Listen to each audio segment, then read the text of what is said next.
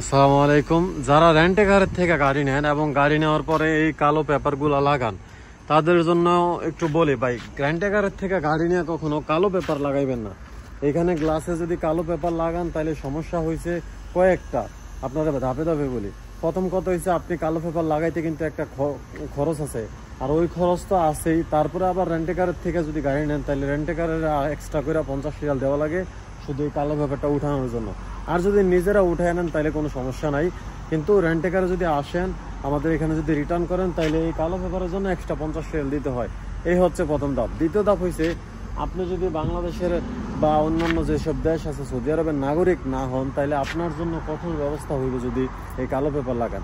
Saudi নাগরিকরা যে কোনো একটা এক্সকিউজ দিতে পারে যে তার ফ্যামিলি আছে, তার বউ আছে, বাচ্চা আছে, মাদ্রাসায় যায়, তাদের জন্য সূর্যের তাপ লাগে, এই কারণে তারা কালো পেপার লাগাইছে। কিন্তু আপনার কিন্তু ওই এক্সকিউজ নাই, আর আপনি এক্সকিউজ দিলেও তারা শুনবো না।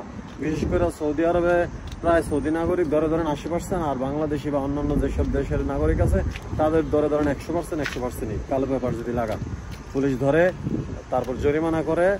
তো এই কারণে কালো পেপার থেকে এবং সাবধান থাকবেন, যাতে কালো পেপার না লাগে, চলাচল করা লাগে, সেই জিনিসটা মাথায় রাখবেন।